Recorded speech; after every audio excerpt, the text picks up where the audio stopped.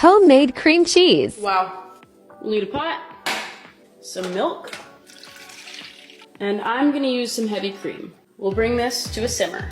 Cut the heat, a little bit of white vinegar, a little bit of salt, and give it a stir. We'll let it sit for 15 minutes.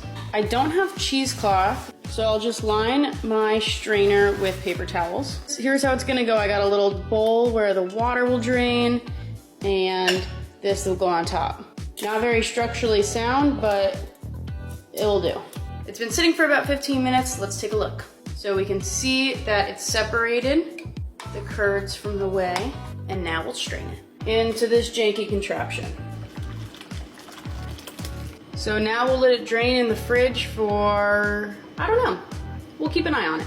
30 minutes in, and we had a breach. And let me tell you, it was messy. We have it under control. We gotta see it through. It looks like a seagull the size of King Kong took a dookie, but I did taste it and it was pretty good. We're gonna let this firm up in the fridge and we're gonna test it out. I don't have a bagel or bread or anything, but I do have a tortilla. Here's the cream cheese, beautiful. Let's take a little slice from it.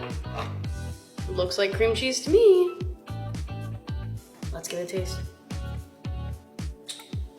So good. Go make this, it's delicious.